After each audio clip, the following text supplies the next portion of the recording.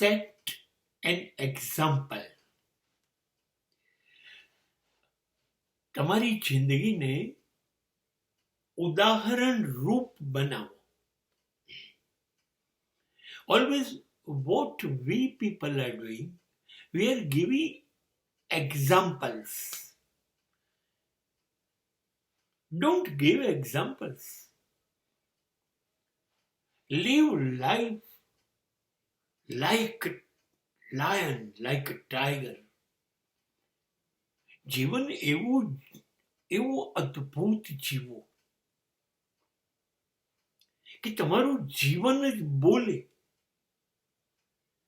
ગાંધીજીએ એક બહુ સુંદર વાક્ય કહ્યું હતું, મારું જીવન એ જ મારો સંદેશો છે. Absolutely right.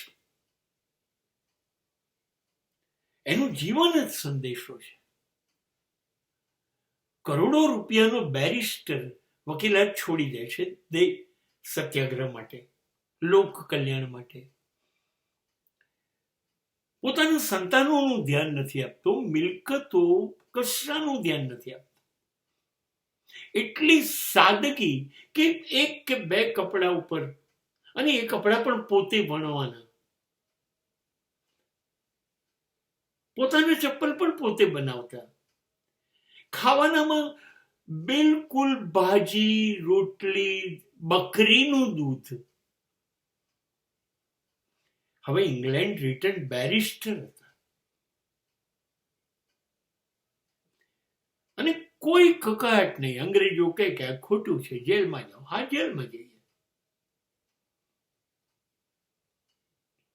મારું જીવન સંદેશો છે.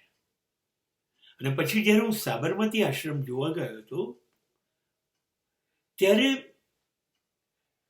એટલા બધા મોટા માણસોના કાગળો હતા જેમાં એટલું જ લખ્યું હતું, ગાંધી ઇન્ડિયા, અને એ કાગળો એને પહોંચી જતા હતા. આજે વિશ્વના બધા દેશમાં મહાત્મા ગાંધી રોડ પણ છે અને ચોક્કસ જગ્યાએ ગાંધીના પુતળા પણ છે.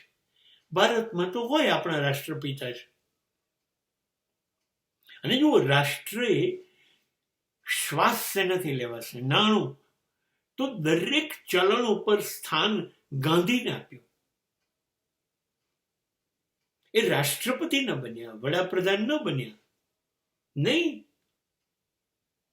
ક્યાંક હિન્દુ મુસ્લિમ ઝઘડ્યા તો પોતે પહોંચી ગયા, અને બીજું કશું નહીં બોલવાનું, ચૂપચાપ ઉપવાસ શરૂ કરી દેવાના, અનાજ પાણી નહીં.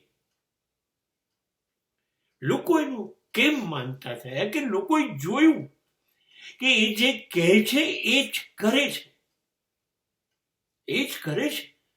પ્રજાના કલ્યાણ માટે એ અમદાવાદથી સુરત ચાલીને દાંડી નમક સત્યાગ્રહ કરશે.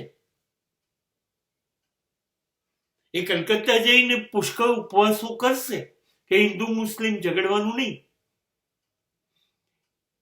એણે પ્રયત્ન પુષ્કળ કર્યો કે ભારતનો ટુકડા પાકિસ્તાન ના કરો. એની જીવન પદ્ધતિ આ છે. એની આ જીવન પદ્ધતિ છે કે પ્રાર્થના કરવી રોજ ને જાહેરમાં. પોતાની બધી નબળાઈઓ જાહેરમાં કહેવાની કે હું આટલો કમજોર છું. જો આ માણસ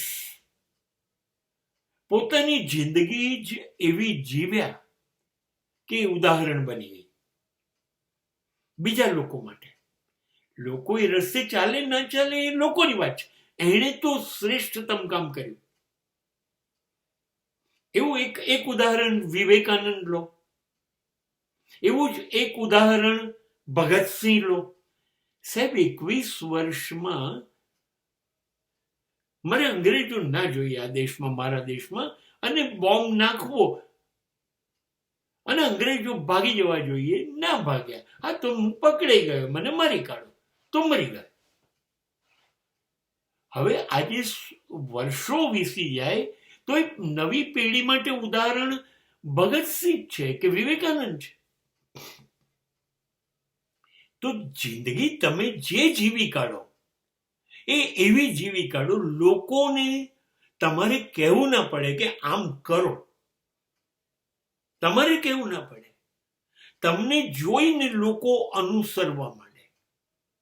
તમારે કેવું ના પડે, લોકો તમારી પાછળ તમારા રસ્તા ઉપર ચાલવાનું શરૂ કરે અને આપોઆપ તમને જોઈને લોકોના જીવનમાં પરિવર્તન આવે.